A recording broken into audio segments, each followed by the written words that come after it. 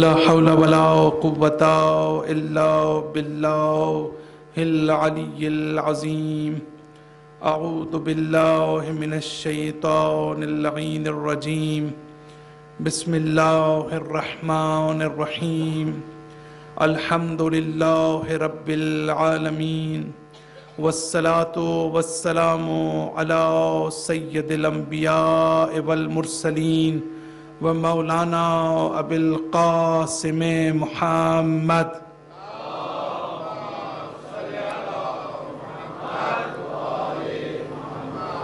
ثم الصلاة والسلام على اہل بیتہ الطیبین الطاہرین المعصومین. اما بعد فقد قال الحکیم فی کتابہ المجید وفرقانہ الحمید.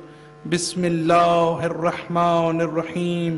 فإنا مع العسر یسرا انا مع العسر یسرا. صلوات پڑھ دیں.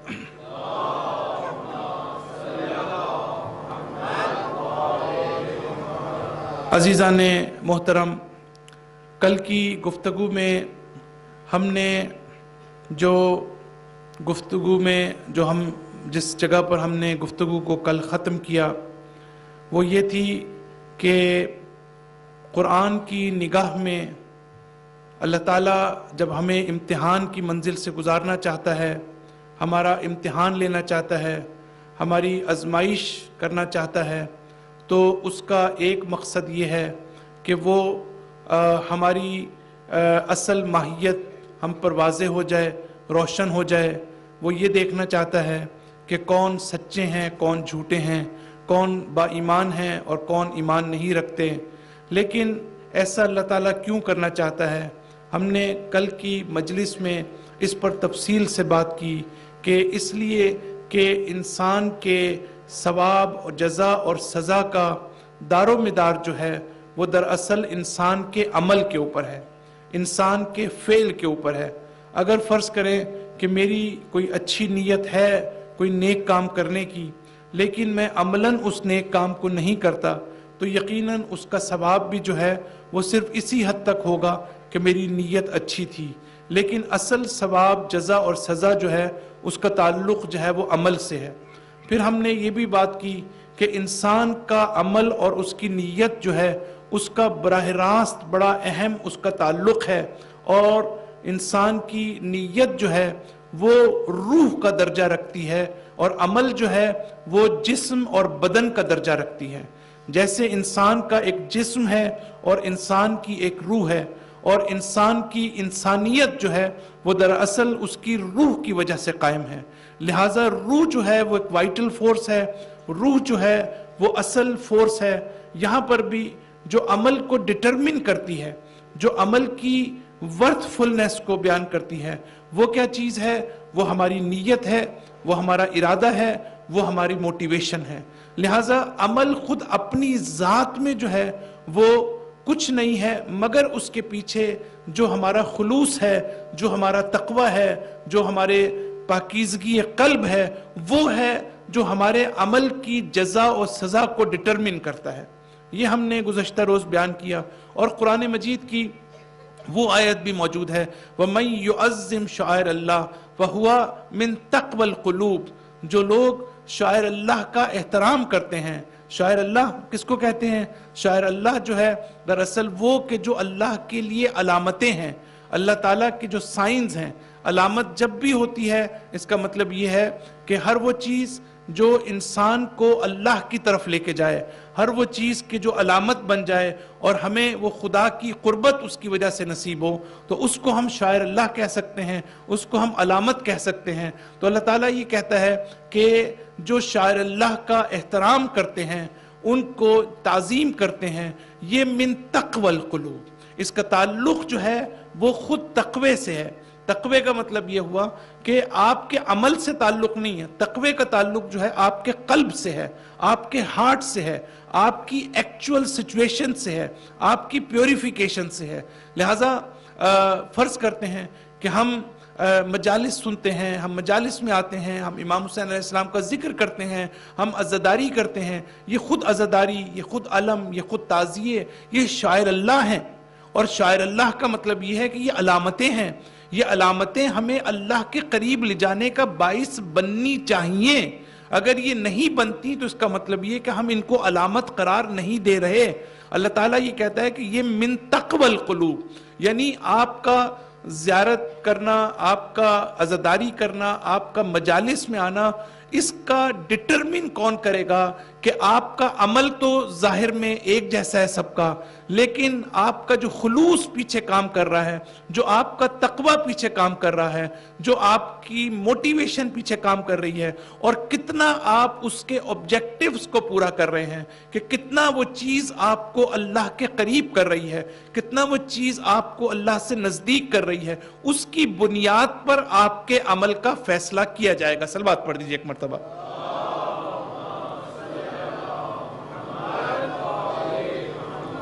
آج میں نے جس آیت کا انتخاب کیا ہے، یہ اس آیت میں ایک اور پیغام ہے جس پیغام کی طرف میں آج اشارہ کرنا چاہتا ہوں.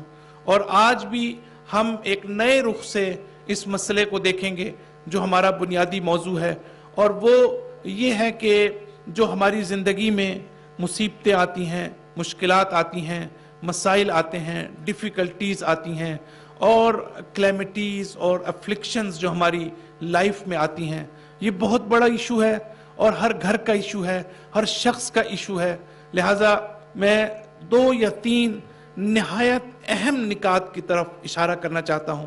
قرآن مجید کی جس آیت کی میں نے تلاوت کی، اس کا ظاہری ترجمہ یہ ہے کہ ہر مشکل کے ساتھ اللہ نے آسانی رکھی.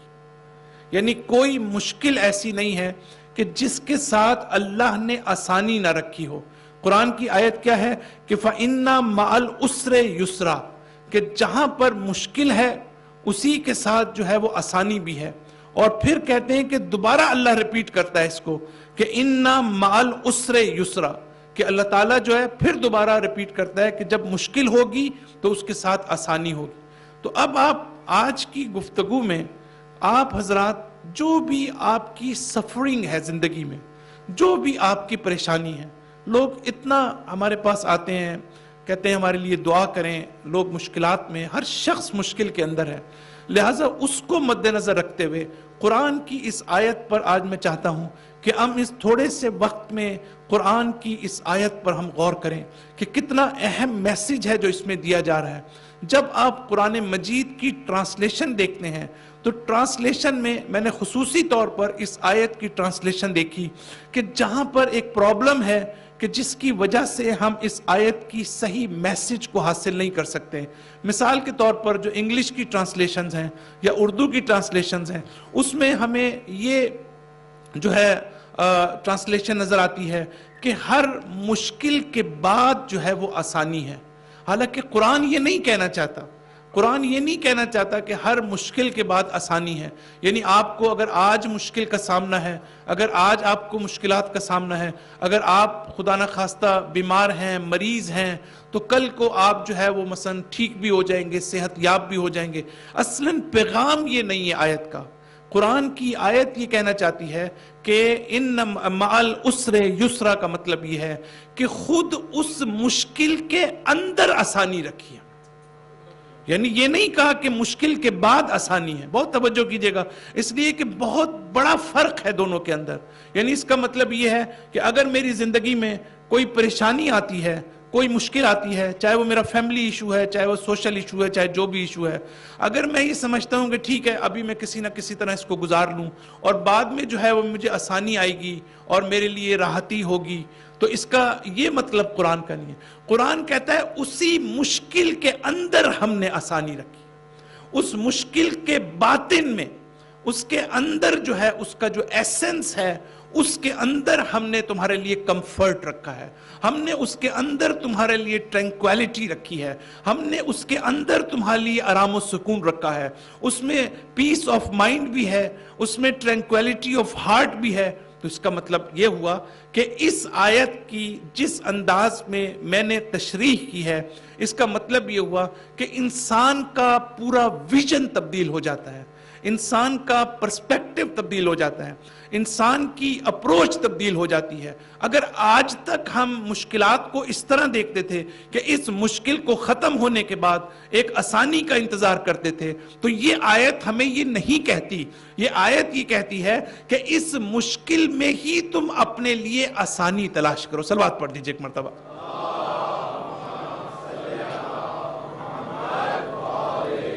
اور قرآن مجید کی یہ آیت کہ یولج اللیل فی النہار و یولج النہار فی اللیل، ہمیشہ آپ قرآن میں پڑھتے ہیں اور متعدد جگہ یہ آیت ہے کہ ہم نے رات کو تدریجاً داخل کیا دن میں، اور دن کو تدریجاً داخل کیا ہم نے رات میں۔ یعنی یہ دن اور رات کوئی الگ الگ نہیں ہے کہ آپ یہ کہیں کہ یہ رات ہے اور اس کے بعد جو ہے وہ دن شروع ہو جائے گا، بلکہ اس رات کے اندر ہی دن موجود ہے، اس دن کے اندر ہی رات موجود ہے۔ یعنی ایک ہی حقیقت کے دو رخ ہیں، لیکن اس کا اور بھی اس کی تشریح ہے، اور وہ یہ ہے کہ اگر ہم رات کو ظلمت سے تعبیر کریں، اگر ہم رات کو جو ہے وہ اس لحاظ سے کہ رات جو ہے ایک نور ہے ایک ظلمت ہے، تو ظلمت کا تعلق جو ہے وہ برائی سے ہے، ظلمت کا تعلق جو ہے وہ ایول ڈیڈ سے ہے، ظلمت کا تعلق اس بات سے ہے کہ نور اور نورانیت جو ہے اس کے مقابلے کے اوپر ہے۔ تو جب انسان کو اللہ تعالیٰ رات کے دن میں تبدیل ہونے کی بات کرتا ہے، تو اس میں ایک بات تو یہ ہے کہ اگر آپ آج برائی میں ہیں، خدا نہ خواستہ اگر ہم میں سے کوئی برا انسان ہے، تو اس برائی میں ہی انسان کوشش کر کے انسان آہستہ آہستہ تدریجاً جو ہے وہ نورانیت کی طرف جا سکتا ہے، وہ جو ہے اپنے آپ کو جو ہے وہ ایک اچھا انسان بنا سکتا ہے۔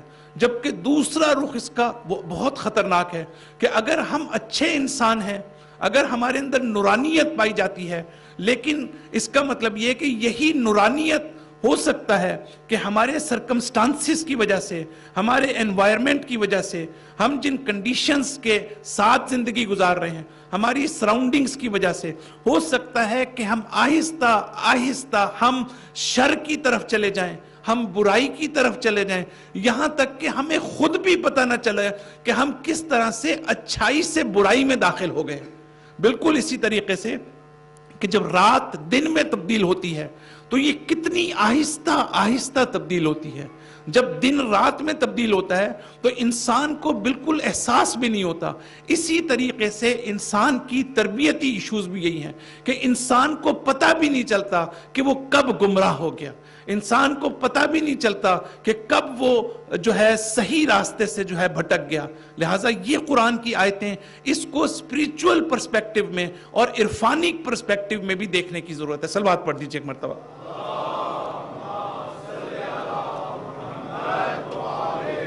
تو اب میں یہ بات کرنا چاہتا ہوں کہ جو پیغام ہے اس آیت کا، جب ہم نے یہ جان لیا کہ اس آیت کا مطلب یہ ہے کہ آپ کی مشکل کے اندر آسانی ہے، آپ کی پریشانی کے اندر اللہ تعالیٰ نے آپ کے لیے آرام و سکون رکھا ہے، تو اس کا مطلب یہ ہے حقیقی معنی میں کہ ہم جب اپنی زندگی کا جائزہ لیتے ہیں تو ہم یہ دیکھتے ہیں کہ بہت سی کلیمٹیز، بہت سی مشکلات کو حل کرنے کے لیے ہم بے بس ہیں، یعنی ہمارا بس نہیں چلتا، اس لیے کہ ہم طاقت نہیں ہے، ناتوان ہیں، ساری چیزیں ہمارے ہاتھ میں نہیں ہیں، ہمارے سامنے حالات ہمارے ہاتھ میں نہیں ہیں، بہت سی چیزوں کو ہم ٹھیک کر سکتے ہیں۔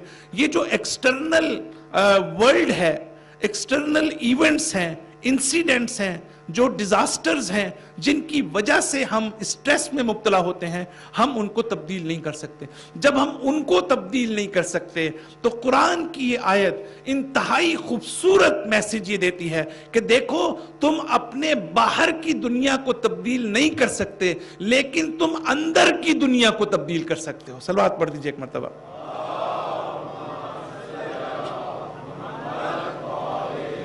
لہٰذا یہ قرآن کا سائیکولوجیکل پرسپیکٹو بھی ہے اور عرفانک پرسپیکٹو بھی ہے۔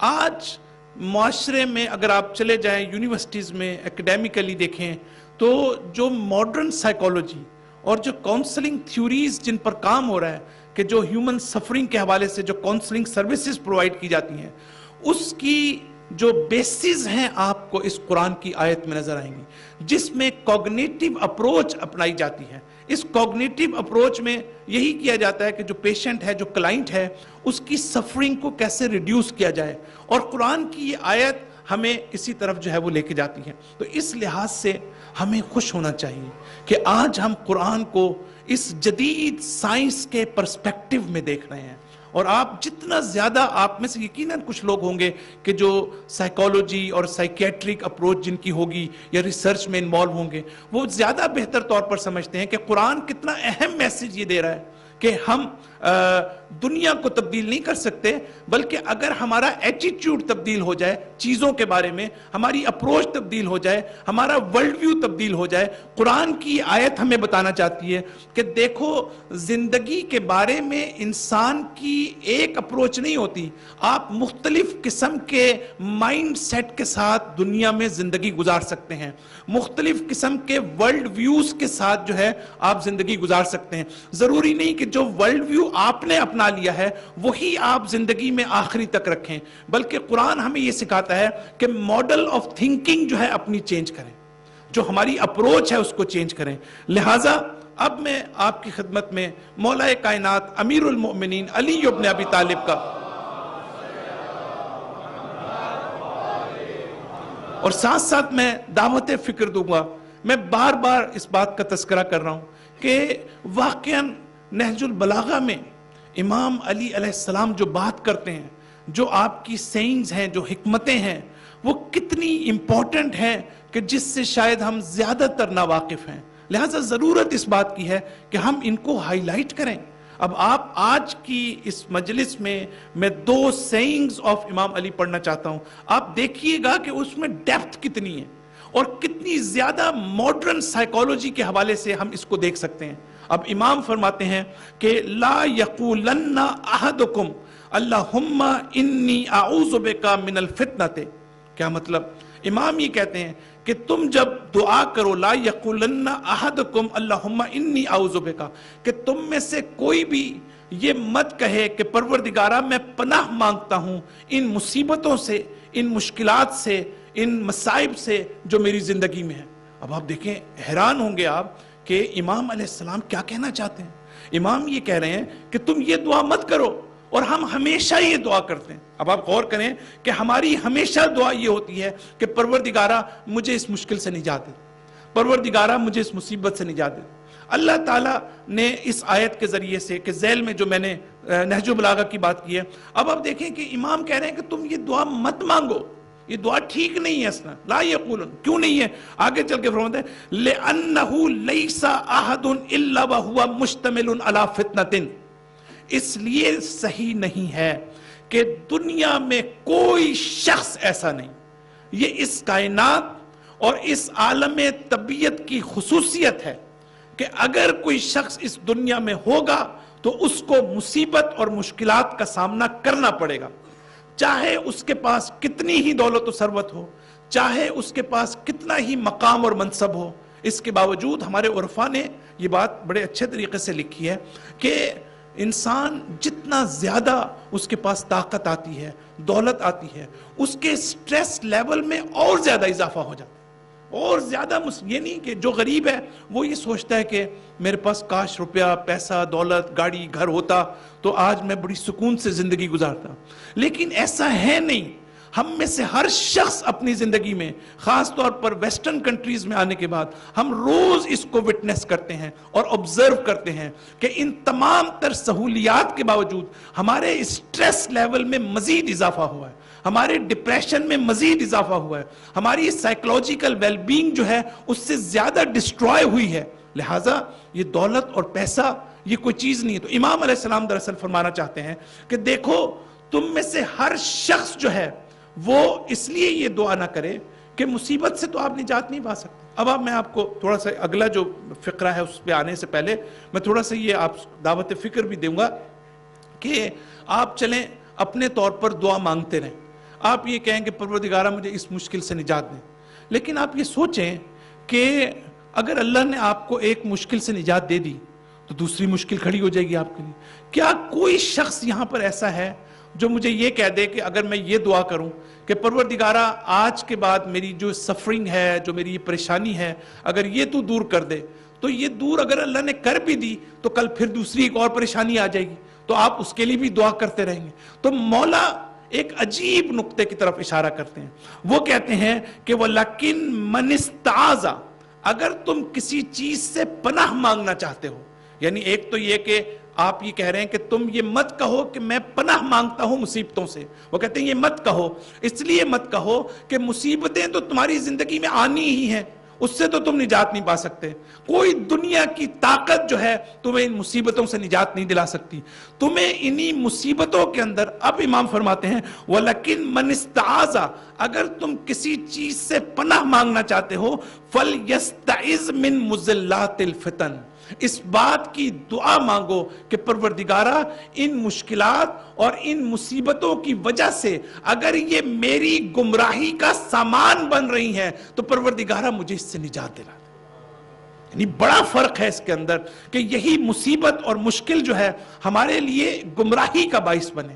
اور بہت دفعہ ایسا ہوتا ہے کہ جو لوگ مصائب اور مشکلات میں نے اپنی زندگی میں بہت سے لوگ دیکھے ہیں کہ جب انہیں پریشانی آتی ہے، جب انہیں کوئی مشکل آتی ہے تو وہ دین کو چھوڑ دیتے ہیں، وہ خدا کو چھوڑ دیتے ہیں، وہ خدا کے سسٹم پر اعتراض کرنے لگتے ہیں، خدا کی عدالت پر کرنے لگتے ہیں۔ وہ اگر شیعہ ہیں مجالس میں آنا چھوڑ دیتے ہیں، مسلمان ہیں نماز پڑھنا چھوڑ دیتے ہیں، اور اللہ کے حوالے سے اللہ کے بارے میں ایسے نازیبہ کلمات ادا کرتے ہیں۔ یہ ساری چیزیں کیا ہیں؟ یہ سب گمراہی ہے۔ اور مولا کائنات فرماتے ہیں کہ تم نے اگر دعا کرنی ہے تو تم یہ دعا نہ کرو کہ پروردگارہ مجھے مشکل سے نجات دے دے، تم یہ دعا کرو کہ اس مشکل کی وجہ سے کہیں میں گمراہ نہ ہو جاؤں، پروردگارہ مجھے اس سے پناہ دے دے۔ صلوات پڑھ دیجئے ایک مرتبہ۔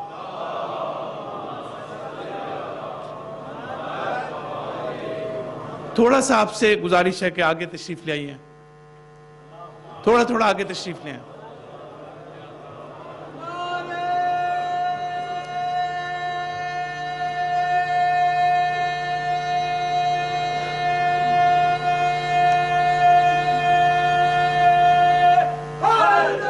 یا علی۔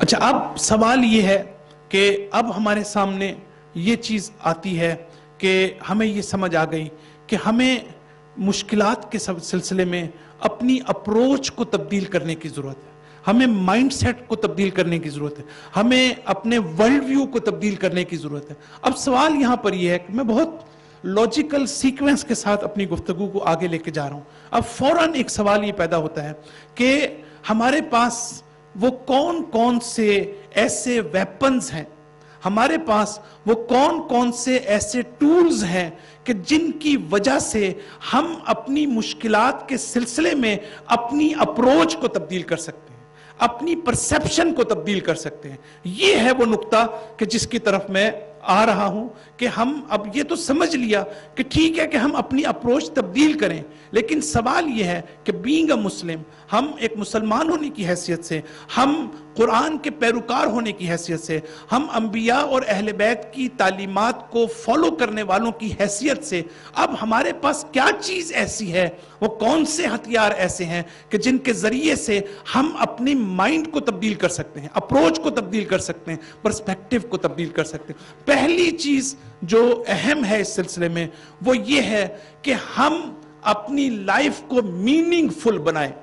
یہ لائف کا میننگ فل بننا اس میں بڑی امپورٹنس ہے، اور وہ یہ ہے کہ ہم اپنی لائف کو گزارنے کے لیے، ایک اچھی لائف گزارنے کے لیے جتنے آپ کے پاس ریسورسز ہوں گے، جتنے آپ کے پاس سورسز ہوں گے، اتنی ہی اپنی لائف کی مشکلات کو آپ ٹیکل کر سکتے ہیں، ان کو ڈیل کر سکتے ہیں۔ اس لیے کہ اب آپ کے پاس ٹولز موجود ہیں۔ جن لوگوں کی لائف میننگ فل نہیں ہوتی وہ لوگ خودکشی کر لیتے ہیں۔ آپ دیکھیں کہ اس سوسائٹی میں اگر ہم یہ دیکھتے ہیں کہ لوگوں میں سیوسائڈل تھاٹس پائی جاتی ہیں، اگر ہم یہ دیکھتے ہیں کہ لوگ سوسائڈ کر لیتے ہیں، اور آج کا جو بہت بڑا ایشو خاص طور پر کینیڈا میں اس وقت ڈیبیٹ ہو رہی ہے اور نچلے لیول پر اس کو اپروو کیا ہے کہ ڈاکٹر اسسٹڈ سیوسائڈ، کہ مریض جو ہے وہ اتنا اس کو پین ہے کہ وہ سفر کر رہا ہے اور برداشت نہیں کرتا، وہ کہتا ہے کہ میں مرنا چاہتا ہوں۔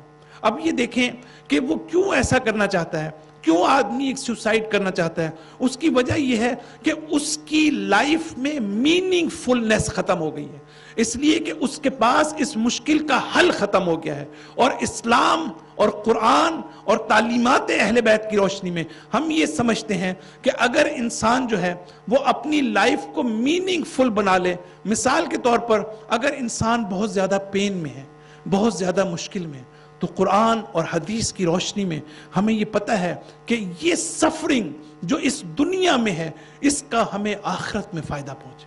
اللہ تعالیٰ یہ فرماتا ہے کہ دیکھو میں تمہیں مختلف مراحل سے گزارتا ہوں اور تمہیں میں پیوریفائی کرتا ہوں۔ اس دنیا میں بعض لوگ پیوریفائی ہوں گے، بعض لوگوں کے گناہ اس دنیا میں اللہ معاف کر دے گا، بعض لوگوں کے اللہ تعالیٰ عالم برزخ میں معاف کرے گا، اور بعض لوگوں کے اللہ تعالیٰ قیامت میں معاف کرے گا، عذاب کے بعد، اس پنشمنٹ کے بعد۔ تو اس کا مطلب یہ ہوا کہ ہمارے پاس جو ہے وہ میننگ فلنس پائی جاتی ہے، اور آپ اپنی سفرنگ کو کم کر سکتے ہیں۔ اگر آپ فرض کریں پیشنٹ ہیں، مریض ہیں بہت زیادہ، تو آپ بجائے اس کے کہ سوسائڈل تھاٹس آپ کے اندر ڈیولپ ہوں اور آپ یہ چاہیں کہ آپ مر جائیں، آپ کو اگر یہ کنسیپٹ مل جائے سائیکلوجیکلی کہ آپ کی یہ دنیا محدود نہیں ہے، آپ یہ مادی دنیا تک محدود نہیں ہے، بلکہ آپ ڈے آف ججمنٹ پر اعتقاد رکھتے ہیں، آپ کا ایمان قیامت کے اوپر ہے اور آپ نے اس ہمیشہ رہنے والی دنیا کی طرف جانا ہے، تو اس کا مطلب یہ ہے کہ آپ کو اس کا فائدہ ہوگا۔ تو میننگ فلنس کا مطلب یہ ہے کہ ہمارے پاس جو ہے وہ ایسے ٹولز موجود ہیں، ہمارے پاس دعا جو ہے وہ اسلحہ ہے، دعا ایک اسلحہ ہے۔ ہم صرف دعا کو ایک پرسپیکٹیو میں دیکھتے ہیں، اور وہ پرسپیکٹیو کیا ہے؟ وہ پرسپیکٹیو یہ ہے کہ ہم سمجھتے ہیں کہ اللہ تعالیٰ ہماری اس دعا کو قبول کر لے۔ دعا کے اور بھی آسپیکٹس ہیں کہ جو ہمارے لیے ایک ٹول ہے ہماری مشکل کو حل کرنے کے لیے، تاکہ ہم اپنے رابطے کو اپنے اللہ کے ساتھ اسٹیبلش کر سکیں اور اس کے ذریعے سے اپنی مشکلات کو کم کر سکیں۔ میں نے ایک مقام پر پریزنٹیشن دی ہے کسی کینیڈین سوسائٹی کے اندر کہ جس کا عنوان تھا کہ role of religion in reducing stress. تو وہاں پر میں نے بڑی ڈیٹیل کے اندر جو ہے اس مسئلے کو ڈالا ہے کہ ہمارے پاس صدقہ، فرض کریں صدقے کو دیکھ لیں، یہ صدقہ ایک ٹول ہے، صدقہ ایک ویپن ہے کہ جس کے ذریعے سے ہم اپنی سفرنگ پر قابو پا سکتے ہیں۔ تقدیر الہی، ہیومن ڈیسٹنی، اب میں اس پر آئندہ بھی آؤں گا کہ ہیومن ڈیسٹنی کو ہم کیسے استعمال کر سکتے ہیں۔ اسی طریقے سے امتحان الہی، اللہ کہتا ہے یہ امتحان ہے، اگر امتحان کی فلسفی کو سمجھ لیں تو اس سے ہماری مشکلات، ہمارے درد و رنج میں کمی کا باعث بن سکتی ہے۔ یہ جو ہماری سفرنگ اور درد و رنج ہے اس کے ٹولز ہمارے پاس موجود ہیں، لیکن میں آپ کو پوری ریسرچ کے ساتھ یہ کہنا چاہتا ہوں، افسوس کے ساتھ کہنا چاہتا ہوں کہ یہ اصول جو قرآن اور سنت سے ہمیں ملے ہیں، ان اصولوں کو ہم اپنی سائیکلوجیکل ویل بینگ کے لیے جس طرح ہمیں استعمال کرنا چاہیے ہم ان کو استعمال نہیں کر رہے۔ صلوات پڑھ دیجئے ایک مرتبہ۔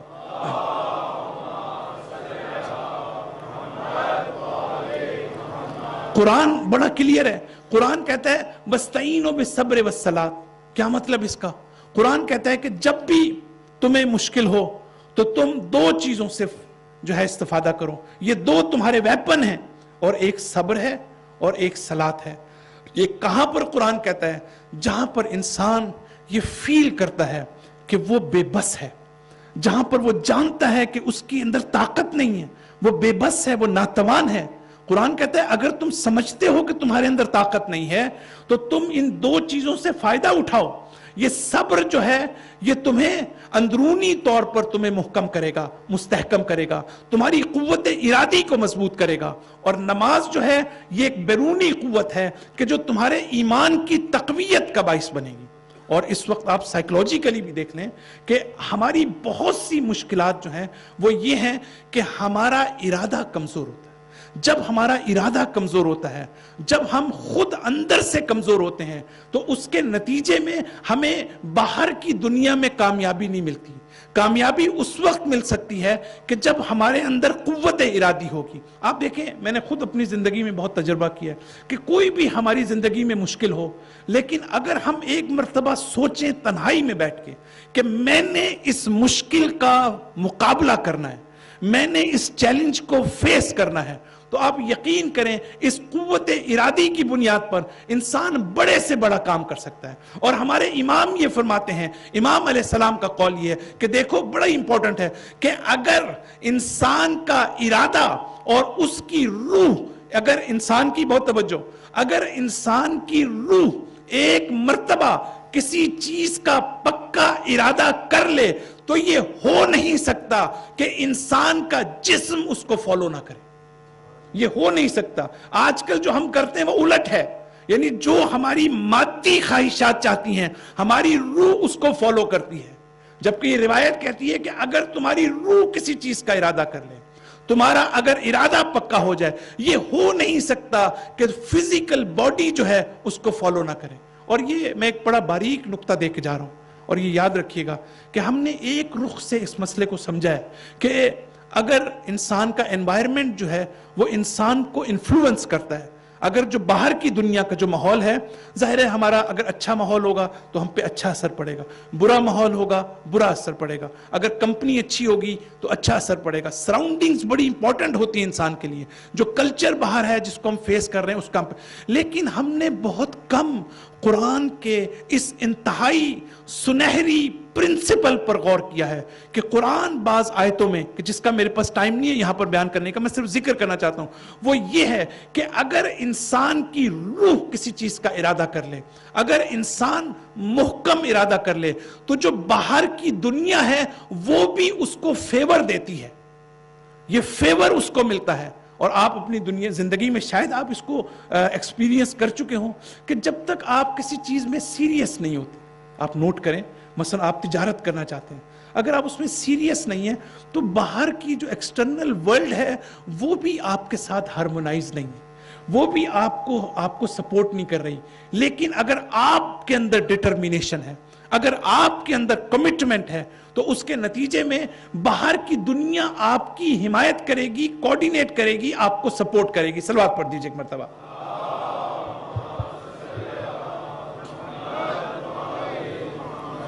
تو قرآن یہ کہتا ہے کہ تم صبر کا دامن ہاتھ سے مت چھوڑو, تم نماز کا دامن ہاتھ سے نہ چھوڑو. اور کتنی روایات ہمارے پاس موجود ہیں کہ مولا کائنات کو جب بھی کبھی مشکل ہوتی تھی تو آپ نماز پڑھا کرتے. دیکھیں یہ ایک ایسی چیز ہے کہ جس کو واقعاً سیکھنے کی ضرورت ہے. صرف ایک امام نہیں, ہمارے متعدد ائمہ کی سیرت ہمیں یہ بتاتی ہے کہ جب بھی کسی امام کو کسی مشکل گھڑی کا سامنا کرنا پڑتا تھا تو وہ واقعاً نماز سے فائدہ اٹھاتے تھے.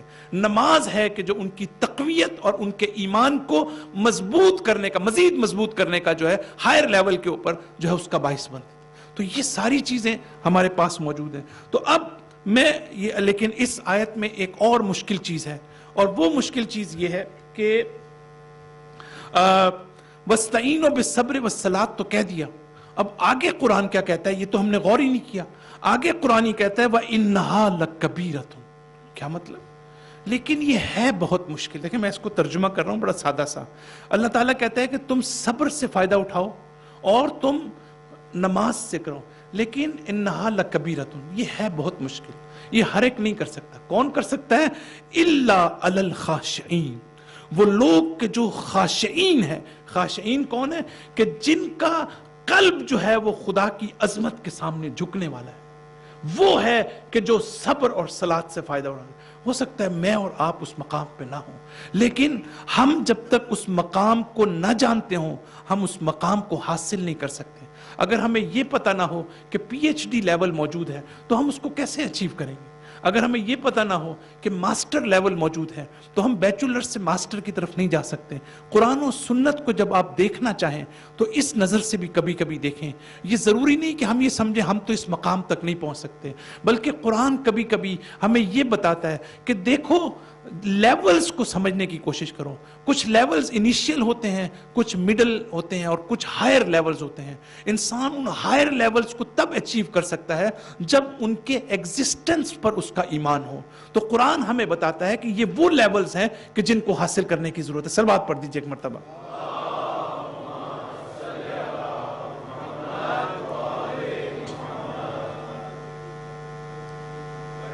میرا خیال ہے تھوڑا سا آپ سے بات کرنا چاہ رہے ہیں.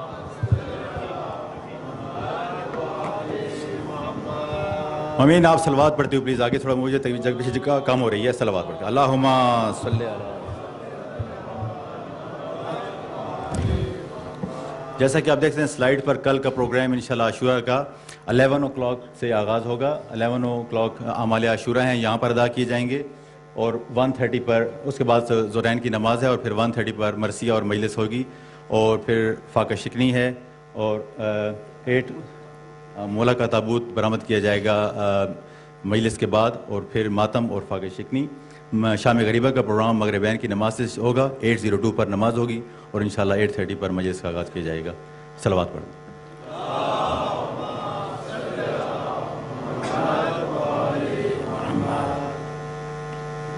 ایک مرتبہ پھر درود پڑھ لیجئے محمد صلی اللہ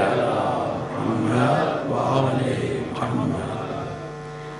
میں آپ لوگوں سے معذرت چاہتا ہوں کہ آپ کو اس درمیان میں مخل ہوا، مولانا صاحب سے بھی معذرت چاہتا ہوں، لیکن کچھ ایسے ضروری چیزیں ہیں جن کے میں نے عرض کرنا آپ کی خدمت میں ضروری تھا۔ تو سب سے پہلے یہ کہ میں مولانا صاحب کا بہت مشکور و ممنون ہوں کہ جو اتنا لمبا سفر طے کر کے اور یہاں پر ہمارے اس تبلیغ کے سلسلے میں آئے، اور ہم نے ان سے بہت استفادہ کیا۔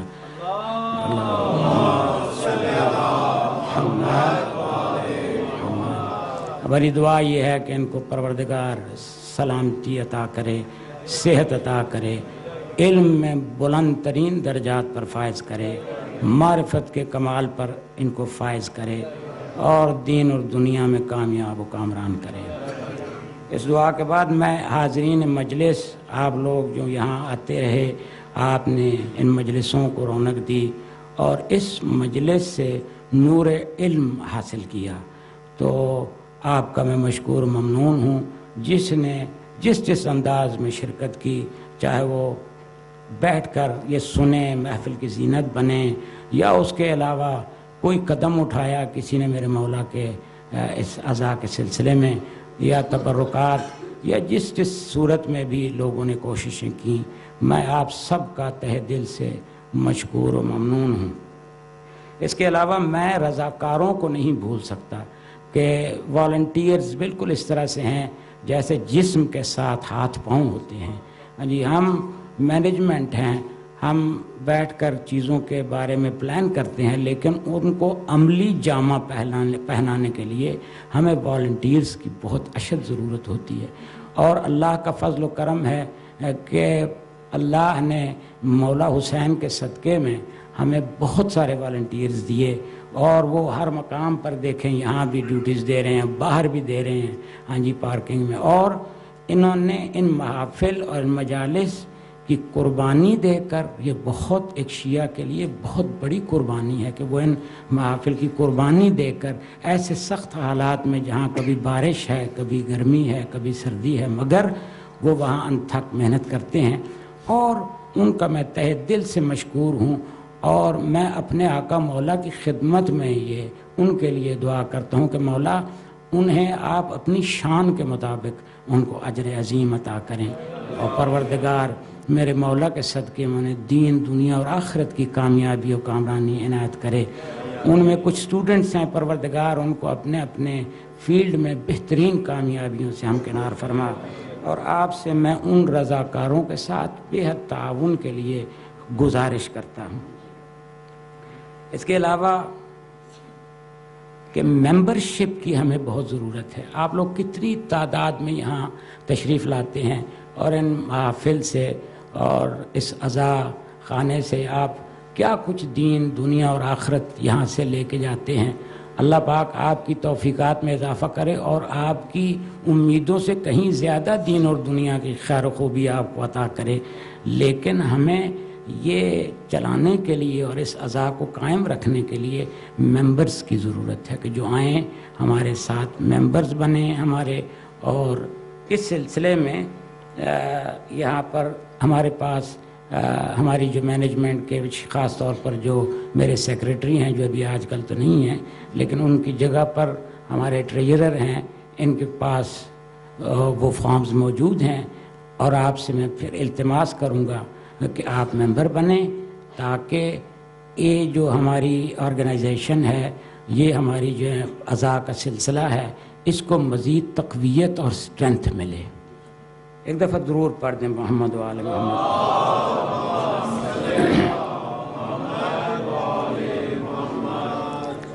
اعوذ باللہ من الشیطان اللعین الرجیم. بسم اللہ الرحمن الرحیم. الف لام میم ذالک الکتاب لا ریب فیہ. یہ وہ کتاب ہے کہ جس میں کوئی شک و شبہ کی گنجائش نہیں. لا ریب فیہ، لیکن ھدی للمتقین، یہ صرف متقین کے لیے ہدایت ہے. ورنہ ایک مقام پر ایسا بھی ہے کہ جو متقی نہیں ہے اور اس کے ساتھ آ کر منسلک ہونے کی کوشش کرتا ہے تو اسے گمراہی اور خسارے کے علاوہ کچھ نہیں ملتا. تو ھدی للمتقین، اور متقین کون ہیں؟ ھدی للمتقین الذین یؤمنون بالغیب. پھر وَيُقِيمُونَ الصَّلَاةَ، اور پھر نماز قائم کرتے ہیں. یقیمون الصلاۃ ومما رزقناہم ینفقون. اور جو کچھ ہم نے انہیں مال دیا ہے، مال سارا خدا کہتا ہے میرا ہے، میں نے تم کو عطا کیا ہے. ومما رزقناہم، اور جو کچھ میں نے ان کو عطا کیا ہے اس میں سے، ومما رزقناہم ینفقون، تو وہ اس میں سے اللہ کی راہ میں خرچ کرتے ہیں. اور جب خرچ کرتے ہیں تو پروردگار ارشاد فرماتا ہے کہ کبھی بھی ایسا نہیں ہوگا کہ جو تم اللہ کی راہ میں خرچ کرو وہ تمہیں لوٹا نہ دیا جائے. اور مختلف مقامات پر ارشاد فرماتا ہے، مختلف، آپ یہ چادر لے کر آئیں گے تو میں جو کچھ آپ کی خدمت میں پیش کر رہا ہوں قرآن الحکیم سے پیش کر رہا ہوں، تو آپ دل کھول کر، یہ ایام ایسے ہیں کہ جن میں آپ کے تعاون کے بغیر اگر کوئی کہے کہ کوئی کام صحیح معنوں میں ہو جائے گا تو یہ ممکن نہیں. ہم جب سب مل کر ایک ایفرٹ نہیں کریں گے تو یہ کام اس طرح کامیابی کے ساتھ نہیں چلے گا. اور آپ نے ہمیشہ ہمارے ساتھ تعاون کیا اور ہمیں اسی کی امید ہے. آپ دل کھول کر میرے مولا کی عزا کے لیے جو اللہ کی راہ میں خرچ کرنے کا بہترین انداز ہے کہ مولا حسین جنہوں نے شریعت کو قائم کیا، دوبارہ اسے زندہ کیا، اور جس کی وجہ سے ہم تک پہنچا. درود پر محمد و آل محمد. اللہم صلی علی محمد. تو جی ہاں ہاں، اور اگر یہ میرے ہمارے جو رضاکار ہیں، والنٹیئرز ہیں، یہ آپ تک نہ پہنچ سکیں تو کیونکہ مجمع کثیر ہے تو آپ اگر اٹھ کر بھی اگر دینا چاہیں تو دے دیں. اس قدم کا بھی آپ کو پروردگار اجر عظیم عطا کرے گا. تو وَمِمَّا رَزَقْنَاهُمْ يُنْفِقُونَ، اور پھر خدا ارشاد فرماتا ہے کہ ہم اس کو ضرور پر ضرور پورا کر دیں گے. جو کچھ تم اللہ کی راہ میں خرچ کرو گے کبھی ضائع نہیں ہوگا، تمہیں واپس لوٹایا جائے گا. ایک مقام پر پروردگار ارشاد فرماتا ہے کون ہے جو اللہ کی راہ میں خرچ کرے، اللہ کو قرض حسن دے تاکہ پروردگار اس کو 2 برابر کر کے اسے لوٹائے. اور احادیث سے یہ بھی ثابت ہے کہ کہیں کہا 2 برابر، کہیں کہا 70 برابر، کہیں کہا 700 برابر، اور کہیں کہا بے حساب. لَيَرْزَقُنَّهُمُ اللَّهُ رِزْقًا حَسَنًا، بہترین رزق بھی ہم تم کو عطا کریں گے اور بے حساب رزق بھی عطا کریں گے. تو اس لیے کبھی ایسا نہیں ہوگا کہ جو آپ اپنی طرف سے کچھ دیں گے اللہ کی راہ میں، ہو ہی نہیں سکتا. یہ اس کی بزرگی اور اس کی کبریائی کے خلاف ہے کہ جو آپ اس کے لیے خرچ کریں وہ آپ کو لوٹائے نہ. تو یہ لوٹا دیا جائے گا اجر کے ساتھ اور آپ کی منزلت کو بلند کرنے کے ساتھ. درود بر محمد و آل محمد.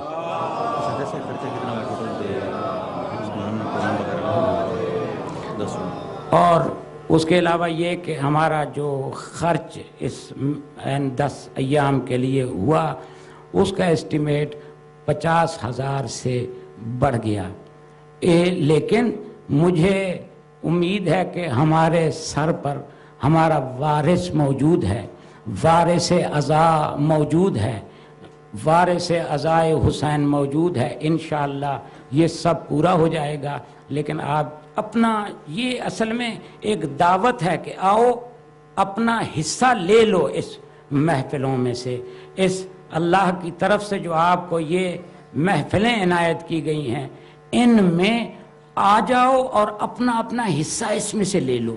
کچھ بیٹھ کر سننے کی طرح کوئی اس میں دامیں درہمیں سخنیں کچھ اپنا اپنا حصہ یہاں سے لے کر جاؤ. درود بر محمد محمد وآل محمد.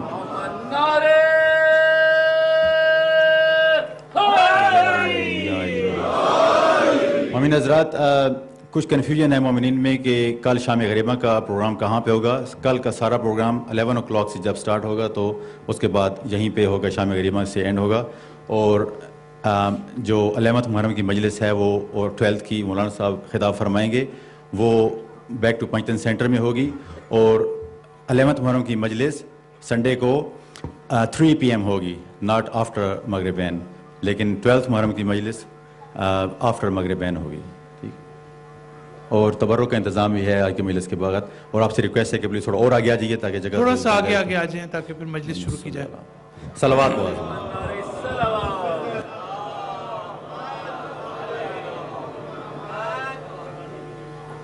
تو ہماری جو گفتگو تھی میں تھوڑا سا دوبارہ پیچھے جا کے اس کو دوبارہ بیان کرنا چاہتا ہوں کہ تاکہ ہم اس کو رابطہ دے سکیں, اپنی گفتگو کے ساتھ ربط دے سکیں. کہ گفتگو قرآن کی اس آیت کی روشنی میں کہ قرآن یہ نہیں کہتا کہ ہماری مصیبتوں اور مشکلات کے بعد آسانی ہوگی. قرآن یہ کہتا ہے کہ مصیبتوں کے اندر ہی آسانی موجود ہے. اگلا سوال یہ پیدا ہوتا ہے کہ ہم اب اپنے اپروچ کو اور اپنی پرسیپشن کو کیسے تبدیل کریں. اس کی روشنی میں میں نے تفصیل سے بیان کیا کہ ہمارے پاس میننگ فلنس آف لائف جو ہے, یہ میننگ فلنس کا مطلب یہ ہے کہ ہمارے پاس زیادہ ریسورسز موجود ہیں, دوسروں کے پاس کم ریسورسز موجود ہیں. اگر آپ مذہب, دین, روحانیت, معنویت, اسپریچویلٹی پر ایمان رکھتے ہیں اور اعتقاد رکھتے ہیں تو اس کا مطلب یہ ہے کہ وہ شخص کہ جو صرف مادی لحاظ سے فکر کرتا ہے اور جس کے پاس دین اور مذہب اور خدا نام کی کوئی چیز نہیں ہے تو اس کے پاس ریسورسز کم ہیں. جب ریسورسز کم ہیں تو اس کی لائف لیس میننگ فل ہے اس کی نسبت کہ جس کے پاس ریسورسز زیادہ ہیں. یہ جو وحی الہی ہے اس کی جب ڈیٹیلز میں ہم جاتے ہیں تو دراصل یہ ایک سورس آف انفارمیشن ہے. اس وحی کے ذریعے اللہ تعالیٰ یہ بتانا چاہتا ہے کہ انسان اپنی زندگی میں جو اس کے ریسورسز ہیں, یہ سورسز آف انفارمیشن ہیں, وہ انسان کی عقل بھی ہے, وہ ہسٹری بھی ہے, وہ عالم طبیعت بھی ہے. لیکن اس کے ساتھ ساتھ اگر کسی کا ایمان قرآن کے اوپر ہو, اگر کسی کا ایمان وحی الہی کے اوپر ہو تو وہی ایک چوتھا سورس فراہم کرتی ہے, سورس آف انفارمیشن فراہم کرتی ہے. اس کا مطلب یہ ہے کہ اب آپ کے پاس انفارمیشن کا ایسا ذخیرہ موجود ہے, آپ کے پاس ایک ایسا سورس موجود ہے جو کسی اور کے پاس موجود نہیں ہے. لہٰذا اصل مشکل یہ ہے کہ ہمارے پاس دعا کا وسیلہ موجود ہے, ہمارے پاس صدقے کا وسیلہ موجود ہے, ہمارے پاس تقدیر الہی موجود ہے, ہمارے سامنے خود امتحان الہی جیسی ایک حقیقت موجود ہے کہ جس کی طرف قرآن نے بار بار اشارہ کیا ہے. لیکن ہم ان کو کیسے یوز کریں اپنی سفرنگ کو دور کرنے کے لیے, وہ کوپنگ اسٹریٹجیز کیا ہوں گی کہ ہم اپنے سٹریس کو ریڈیوس کر سکیں, یہ گفتگو ہم اس پر کر رہے تھے. اور قرآن یہ کہتا ہے وَاسْتَعِينُوا بِالصَّبْرِ وَالصَّلَاةِ, یہ بھی یہ کہ جب انسان کے پاس مشکل وقت پڑے تو صبر اور صلاۃ سے استفادہ کرے. لیکن یہ کون سا صبر ہے, یہ کون سی نماز ہے, کسی موقع پر انشاءاللہ اس کی تفصیل بیان کروں گا. لیکن اشارتاً میں یہ کہہ دوں کہ صبر جو ہے ایک وہ صبر ہے جو ہم عام طور پر کرتے ہیں, لیکن ایک صبر وہ ہے جس کو قرآن یہ کہتا ہے وہ صبر جو ہے وہ رضائے الہی کی خاطر ہے. وہ کون سا صبر ہے جو خدا کی خاطر کیا جائے؟ آپ 2 منٹ کے لیے سوچیں. ایک مشکل مسئلہ ہے کہ صبر تو صبر ہوتا ہے, انسان مشکل کو برداشت کرتا ہے, ٹالریٹ کرتا ہے, تو یہ خدا کے لیے صبر کرنے کا کیا مطلب ہے؟ اس لیے کہ صبر کے بھی درجات ہیں. بعض صبر ایسا ہوتا ہے کہ جیسے ہم ہو سکتا ہے کسی مجبوری میں صبر کر رہے ہیں اس لیے کہ ہمارے پاس کوئی راستہ نہیں ہے، یا کبھی کبھی ایسا ہوتا ہے کہ ہم صبر اس لیے کرتے ہیں کہ تاکہ لوگ یہ نہ سمجھیں کہ میں بڑا مظلوم ہوں یا میں رو رہا ہوں اپنے آپ کو طاقتور دکھانے کے لیے۔ کبھی میں صبر اس لیے کرتا ہوں کہ میں چاہتا ہوں کہ اگر میں صبر نہیں کروں گا، اب دیکھیں اس نقطے پر غور کیجئے گا، اگر میں صبر نہیں کروں گا تو میرا دشمن خوش ہو جائے گا، اور میں نہیں چاہتا کہ میرا دشمن خوش ہو جائے۔ تو یہ بہت سی چیزیں ہیں۔ اللہ تعالیٰ کہتا ہے کہ وہ صبر جو تمہیں فائدہ دے سکتا ہے، وہ صبر وہ ہے جو صرف اور صرف میری خاطر کیا جائے۔ وہ نماز جو تمہیں فائدہ دے سکتی ہے، وہ نماز ہے کہ جس کا تم پر اثر ہو سکے۔ نماز کا مورل، ایتھیکل، اسپریچول آسپیکٹ کہ جس کا تعلق ہماری روح سے، ہماری روح کی تبدیلی سے، ہماری اصلاح سے، ہماری اسپریچول ریفائنمنٹ کے ساتھ ہے، وہ نماز اگر ہم ادا کریں گے کہ جس کے لیے قرآن کہتا ہے کہ یہ ہے بہت مشکل مسئلہ، سوائے وہ لوگ کہ جو خاشعین ہیں، جو خضوع و خشوع کی منزل پر ہے، جن کا قلب اللہ کی عظمت کے سامنے جھکتا ہے، یہ وہی ہیں کہ جو ان سے استفادہ کر سکتے ہیں۔ تو ہم جس وقت یہ گفتگو کرتے ہیں تو ہم آگے چل کر یہ تو ایک نقطہ ہے کہ ہمارے پاس کون سے ٹولز موجود ہیں جن سے ہم اپنی پرسیپشن کو تبدیل کریں، ہم اپنی مشکلات کو ایک نئے زاویے سے دیکھیں، ایک نئے اینگل سے دیکھیں۔ اب ایک اور نقطے کی طرف میں لانا چاہتا ہوں۔ جب ہم امتحان الہی کی بات کرتے ہیں تو امتحان الہی کے پیچھے جو فلسفیز موجود ہیں اس میں ایک فلسفہ کیا ہے؟ ایک فلسفہ یہ ہے کہ یہ ہمارے تکامل کے لیے، یہ ہمارے ایوولوشن کے لیے، ایلیویشن کے لیے، یہ ہماری پرفیکشن کے لیے امپورٹنٹ ہے۔ یہ بالکل اسی طریقے سے ہے، اس میں ہم عام روزمرہ زندگی میں آپ دیکھیں کہ جتنا آپ مشکلات سے گزرتے ہیں، جتنا آپ ایکسپیرینس کرتے ہیں چیزوں کو، زندگی کو، لائف کو، اتنا ہی زیادہ آپ میں پختگی آتی ہے، اتنی ہی زیادہ آپ میں پرفیکشن آتی ہے، اتنا ہی زیادہ آپ کمال کے مدارج کو طے کرتے ہیں، اور یہ مشکلات سے ہیں۔ اللہ تعالیٰ اسپریچول کانٹیکسٹ میں بھی یہ کہنا چاہتا ہے، اگر میں تمہیں بعض آفات کا تمہیں سامنا کرنا پڑتا ہے، چاہے وہ زلزلے کی صورت میں ہو، چاہے وہ طوفان کی صورت میں ہو، چاہے وہ فیملی ایشوز ہوں، چاہے وہ کمیونٹی کے ایشوز ہوں، جو بھی مشکل تم تصور کر سکتے ہو، یا کوئی بیماری کی صورت میں ہو، وہ ساری کی ساری جو ہے وہ تمہاری کمال کی منزل پر لے جانے کے لیے ہے، تمہاری پیوریفیکیشن کے لیے ہے، تمہاری ریفائنمنٹ آف یور ہارٹ کے لیے ہے۔ اگر ہمیں یہ پہلے سے پتہ چل جائے تو آنے والی مشکل کو ہم اس میں کیسے استعمال کر سکتے ہیں اب ہمارے لیے آسان ہے۔ لیکن اگر ہمیں پتہ ہی نہ ہو کہ امتحان کا فائدہ کیا ہے تو ہم اس کو استعمال نہیں کر سکتے۔ میں بڑی ہی امپورٹنٹ دوسری سیئنگ آف امام علی علیہ السلام آپ کے سامنے رکھنا چاہتا ہوں کہ آپ دیکھیے،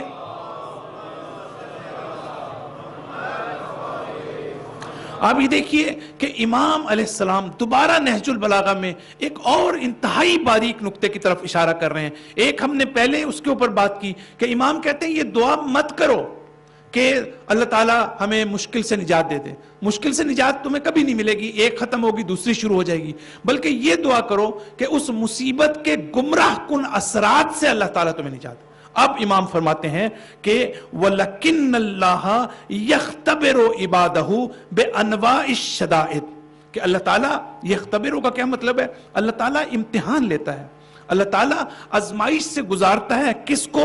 اپنے بندوں کو، بِأَنْوَاءِ الشَّدَائِدِ، مشکل مختلف قسم کی مشکلات سے، مختلف قسم کی مشکلات سے اللہ تعالیٰ گزارتا ہے۔ پھر امام فرماتے ہیں وَيَتَعَبَّدُهُمْ بِأَنْوَاءِ الْمُجَاهِدِ، اور وہ اپنی اطاعت کی طرف تمہیں بلاتا ہے مختلف قسم کی مشکلات۔ ظاہر ہے کہ جب اطاعت کریں گے تو ظاہر ہے اطاعت کرنا آسان نہیں ہے، اس پہ آپ کو صبر کرنا پڑے گا۔ آپ جب عبادت کرتے ہیں تو عبادت میں شروع کا لیولز ایسے ہوتے ہیں کہ جہاں انسان کو واقعاً مشکل ہوتی ہے، تو اس کے بعد امام فرماتے ہیں وَيَبْتَلِيهِمْ بِالظُّرُوبِ الْمَكَارِهِ، اور مختلف قسم کی تکلیفوں سے گزارتا ہے۔ اب آ کر امام علیہ السلام نہج البلاغہ میں اب اس کی ریزن دیتے ہیں، یہ سارا کام اللہ کیوں کرتا ہے۔ اب اللہ تعالیٰ یہ فرماتے ہیں کہ وَإِخْرَاجًا لِلتَّكَبُّرِ مِنْ قُلُوبِهِمْ، تاکہ تمہارے دلوں سے تکبر کو نکال باہر کیا جائے۔ امام فرماتے ہیں تاکہ تمہارے اندر جو غرور ہے، تمہارے اندر جو تکبر ہے، تمہارے اندر جو جو ہے ایروگنس ہے اس کو نکال دیا جائے. وَإِسْكَانًا لِلتَّذَلُّلِ فِي نُفُوسِهِمْ, تاکہ تمہارے دلوں کو اللہ کی عظمت کے سامنے جھکا دیا جائے. یہ اس لیے ہے وَلِيَجْعَلَ ذَلِكَ أَبْوَابًا فُتَحْنًا إِلَى فَضْلِهِ, اور جہاں تک کہ وَلِيَجْعَلَ ذَلِكَ أَبْوَابًا, تاکہ میں مشکلات سے تمہیں کیوں گزارتا ہوں؟ اللہ تعالیٰ کہتا ہے تاکہ میں تمہارے اوپر, بہت توجہ کیجئے گا, امام فرماتے ہیں کہ تاکہ میں ان مشکلات کے ذریعے سے تمہارے لیے اپنے فضل و کرم کے دروازے کھول سکوں, میں اپنی رحمت کے دروازے جو ہیں وہ تم پر کھول سکوں. وَأَسْبَابًا ذُلُلًا لِأَفْوِهِ, اور تمہاری مغفرت کے اسباب پیدا کر سکوں. صلوات پڑھ دیجئے ایک مرتبہ.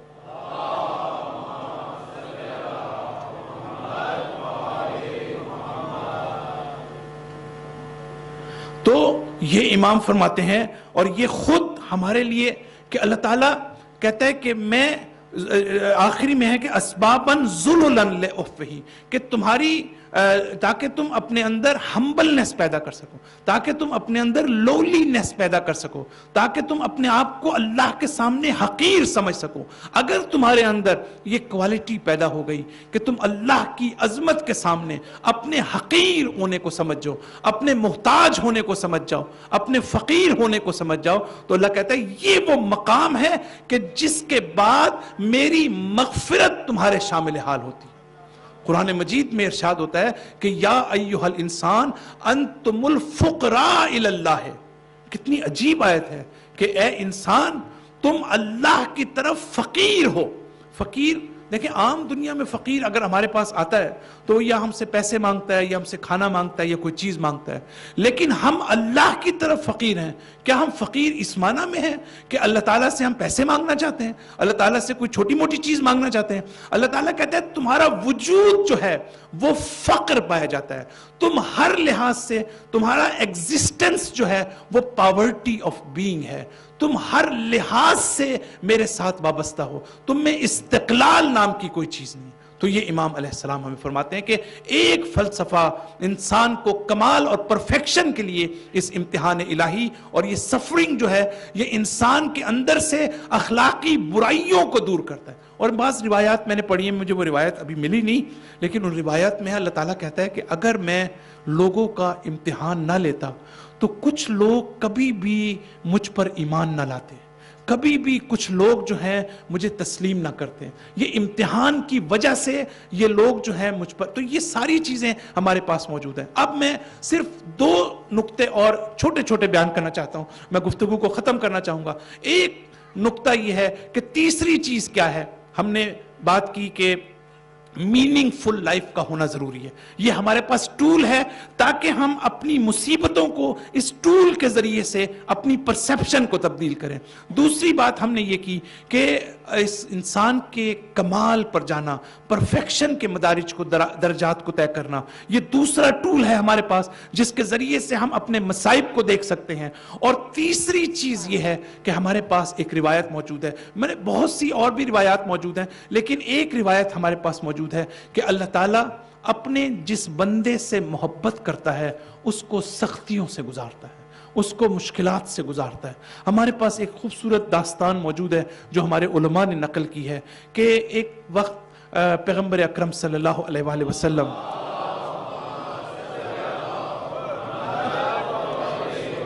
کسی کے گھر گئے وہ, اور جو ہے وہاں پہ دیکھا کہ دیوار پر مرغی کا ایک انڈا جو ہے وہ دیوار سے نیچے گر جاتا ہے, تو وہ ٹوٹتا نہیں ہے. خود رسالت مآب صلی اللہ علیہ وسلم کو تعجب ہوا کہ یہ کیسی بات ہے کہ مرغی کا انڈا جو ہے وہ دیوار سے نیچے گرے اور وہ ٹوٹے نہ. تو انہوں نے اس سے جب یہ شخص سے پوچھا جس کے پاس آپ گئے ہوئے تھے, تو اس نے جو جواب دیا اس جواب پر جو ہمارے پیغمبر کا ریئیکشن تھا وہ بڑا عجیب تھا.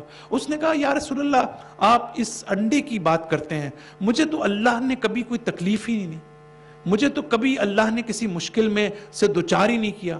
یہ سننا تھا تو رسول اللہ سر جھکا کے اسی وقت جو ہے اس کے گھر سے نکل گئے. یعنی انہیں اس کا مطلب یہ کہ تم اللہ کے محبوب نہیں ہو. یعنی واقعاً آپ سائیکلوجیکلی دیکھیں کہ یعنی ایکسپیرینس کریں اپنی لائف میں, اگر آپ سفرنگ سے گزر رہے ہیں, اگر آپ کسی مشکل سے گزر رہے ہیں, تو اگر آپ یہ سوچیں کہ یہ اللہ تعالیٰ آپ سے محبت کرنا چاہتا ہے. اللہ تعالیٰ کی محبت یہ ہے کہ اللہ تعالیٰ تمہیں اس دنیا میں پیوریفائی کرنا چاہتا ہے, اللہ تمہاری اس دنیا میں تطہیر کرنا چاہتا ہے, اللہ تعالیٰ تمہیں عالم برزخ پہ نہیں چھوڑنا چاہتا, اللہ تعالیٰ تمہیں آخرت کے عذاب سے بچانا چاہتا ہے. اگر یہ پرسیپشن ہماری ڈیولپ ہو جائے تو آپ سوچئے کہ ہم کس طریقے سے اپنی سفرنگ کو ایڈریس کر سکتے ہیں. اور آخری واقعہ میں شیئر کرنے کے بعد آپ دیکھیے کہ جس وقت تاریخ یہ بتاتی ہے کہ پیغمبر اکرم صلی اللہ علیہ وآلہ وسلم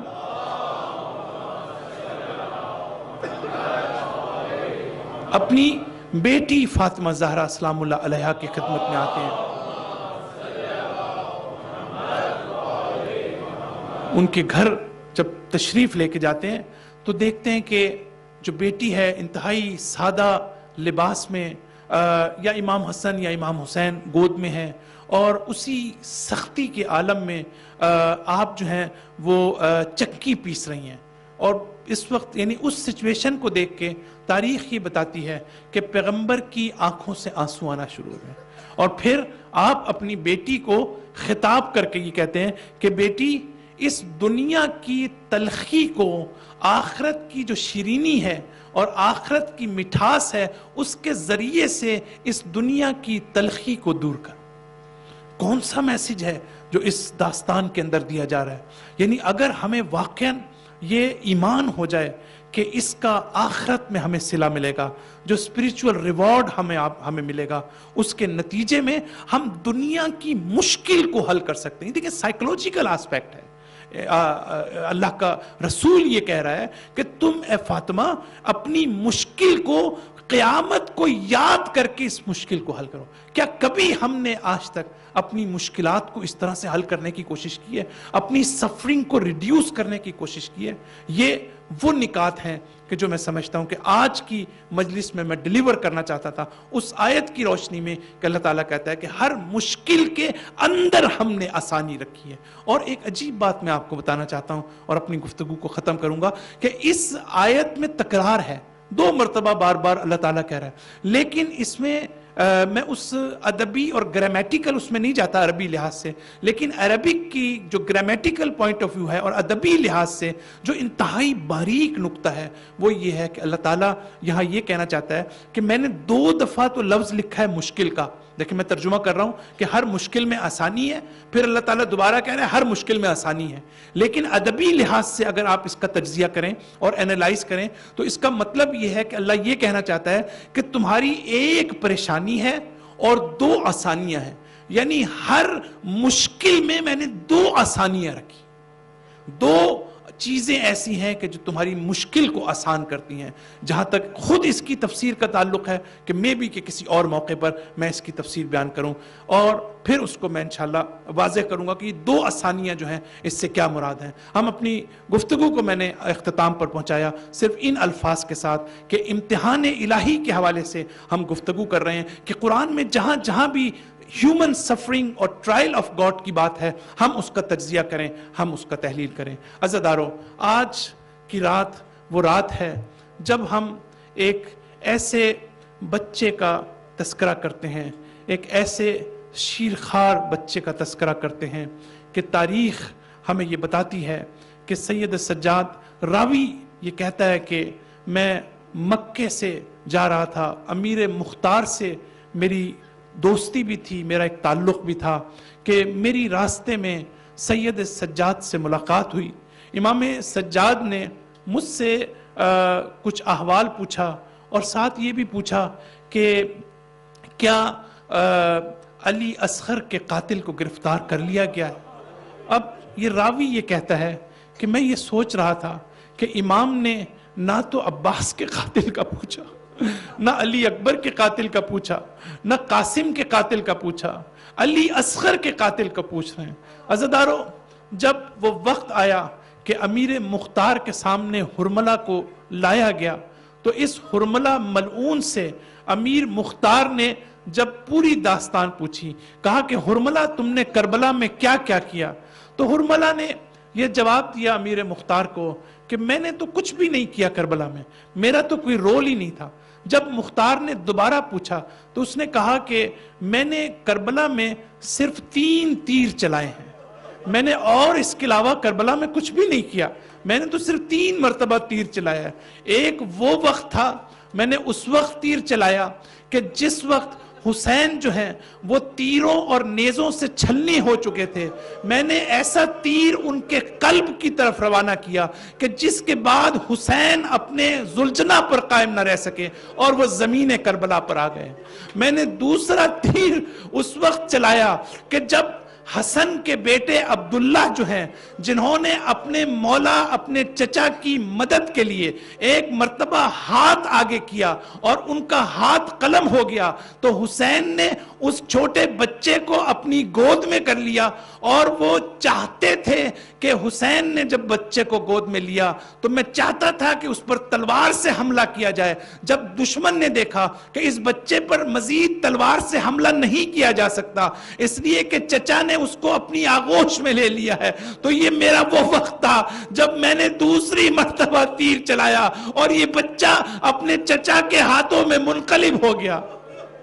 عزیزدارو، تیسری مرتبہ جب مختار نے پوچھا کہ تم نے تیسرا تیر کس کو چلایا، تو اس نے شروع میں ہچکچاہٹ کا ثبوت دیا۔ مختار نے کہا نہیں بتاؤ، کہا میں نے تیسرا تیر اس وقت چلایا کہ جب خیمے سے مولا علی اصغر کو لے کر باہر نکلے اور ابا میں اس بچے کو چھپایا ہوا تھا، اور اس طرح لگتا تھا فوج اشقیہ یہ کہہ رہی تھی کہ جیسے حسین قرآن لے کر آ رہے ہوں، لیکن جب حسین نے ابا کا دامن پلٹا اور علی اصغر کو سامنے کیا اور فوج اشقیہ کو خطاب کیا کہ دیکھو اگر تم مجھ پر رحم نہیں کرتے تو کم سے کم اس معصوم بچے پر رحم کرو، اگر تمہیں میری پیاس پر رحم نہیں آتا تو اس بچے کی پیاس کے اوپر رحم کرو۔ مولا یہ امیر مختار کو کہا کہ یہ وہ وقت تھا جب مجھے یہ حکم ملا کہ اقطع کلام حسین، کہ حسین کے کلام کو منقطع کر دو۔ میں نے سے شعبہ تیر کہ جس کو میں نے شدید ترین زہر میں بجھا رکھا تھا، میں نے اس بچے کی طرف بھیجا، اور جس کے نتیجے میں یہ بچہ اپنے باپ کے ہاتھوں میں منقلب ہو گیا۔ عزیزدارو، پھر وہ وقت آیا، تاریخ کربلا یہ بتاتی ہے کہ اب حسین اب نہ عباس ہیں، نہ علی اکبر ہیں، نہ قاسم ہیں، اب حسین کربلا کے میدان میں صدائے استغاثہ بلند ہے، حل من ناصر ینصرنا، ارے کوئی ہے جو میری مدد کو آئے، حل من یغیثو یغیثنا، ارے کوئی ہے کہ جو میرے استغاثے کو سنے، حل من ذاب بن یذوبنا، کوئی ہے کہ جو میرے حرم کی حفاظت کرے۔ حسین کا یہ صدائے استغاثہ کا بلند ہونا تھا کہ ارباب مقاتل لکھتے ہیں کہ ایک خیمے سے سید سجاد اپنی تمام تر بیماری کے ساتھ ایک لاٹھی کو لے کر ایک مرتبہ غصے میں بپھرتے ہیں اور کربلا کی طرف رخ کرتے ہیں۔ پھپھی ام کلثوم نے سید سجاد کو روکنے کی کوشش کی، سید سجاد نے کہا کہ پھپھی کیا آپ نے میرے بابا کی صدائے استغاثہ نہیں سنی؟ عزیزدارو، حسین نے سید سجاد سے عجیب جملہ کہا۔